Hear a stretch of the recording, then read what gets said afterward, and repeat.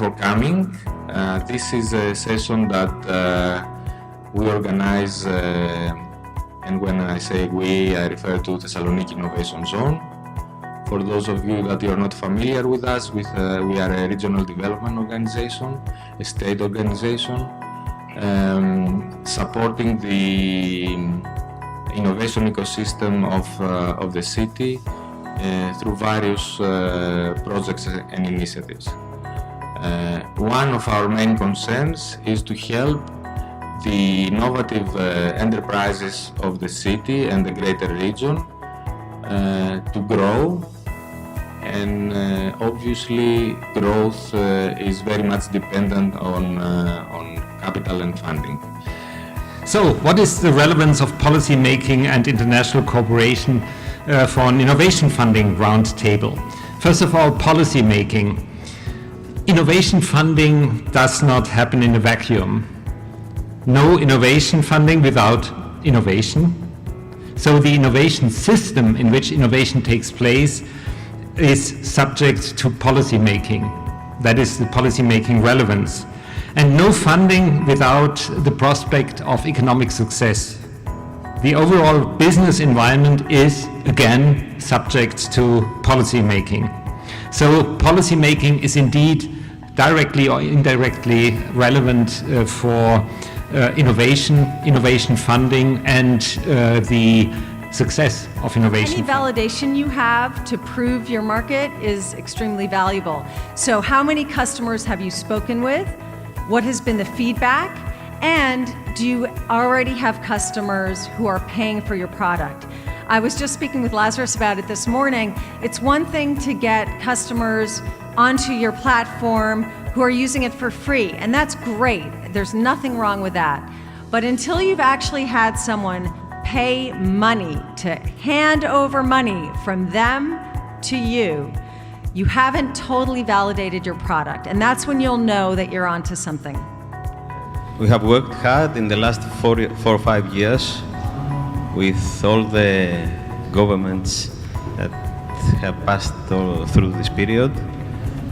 Since 2013, we started by trying to allow the structural funds to be allocated also to venture capital. And the government at that time was positive in this strategic intention that we had. And so we had a study conducted by Yosma Fund of Funds from Israel and Erlich Yigal, who is also in this room, and he's speaking to the next room. As the local guy here, I'd like to say that there are many opportunities here and many startups that have been created in northern Greece, and it's a good thing that the new funds are being created, and that many good Northern Greek startups and companies can get either seed funding or growth and development capital. Actually, what we do at Lenda, it's a platform that it's marketplace that connect athletes, young talent players, with the people who are looking for athletes. How? Through the video. Quick, simply. Every player has ability through our platform just upload his video and tag himself. For example, 2-point shot, 3-point shot, or dunk. The program cut this frame and organize it to the folder. So each player has his own portfolio with his best highlights.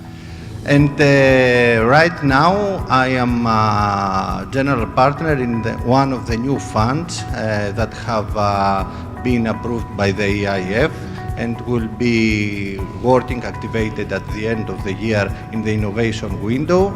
Our target is to raise 35 million euros and deploy them throughout Greece. And I hope that the half-an-hour flight from Thessaloniki to Athens cannot be an obstacle to a company that has to grow internationally. So this is not a problem, but Apart from that, we have plans to be here and to work with any local organization, team, incubator, accelerator, whatever is here, and to work very closely with them, see teams, and select the best of them and really support them. And the question has to do about how do you find the good stories, the good ideas. I mean, you help young players to be found. We want to help young entrepreneurs to be found. I was thinking right now that Lazarus is a very good example. Yeah, it's absolutely worth it. I mean, obviously, you look at the university system here in Thessaloniki, it's phenomenal, the number of students that are coming out. So I think this combination of intellect and quality of life could be the idea for Greece. If it will become the norm, then it's going to be very difficult to change it, and it doesn't give back to the country the added value of the business. The first company to do this from Greece is Workable.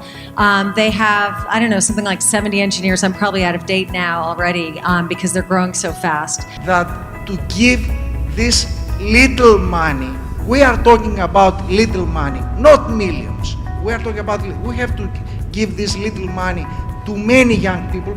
I know there are some people, I see them because I work with them here, right here in this room. And so we're going to try to plug into that and create a platform for Greek startups so that the Greek diaspora who wants to help out, who wants to invest in Greek startups, can invest small amounts of capital.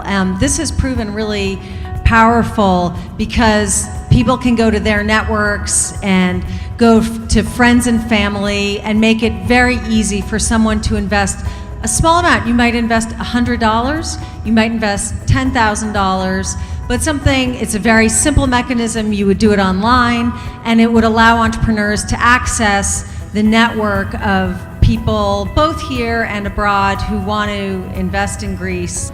So we've mentioned a couple of times about the Israeli fintech ecosystem, which is a quite successful one. Here in Greece, we have mainly seen marketplaces such as eFood and TaxiBit. Are we planning to deploy the money in a specific strategy and create a specific ecosystem in Greece about startups? We are not talking about innovation in general here. We are talking about innovation that can create successful businesses. If it is an innovation that it is useful but cannot convert to a business, it is something that, of course, as a person, as a citizen, can welcome, but it is not part of this discussion. Thank you all for being here. Thank you guys for joining us. I want to say one closing remark taken up from Marina.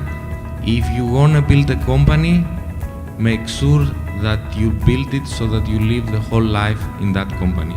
Otherwise, you won't be successful. Thank you very much, and bye-bye.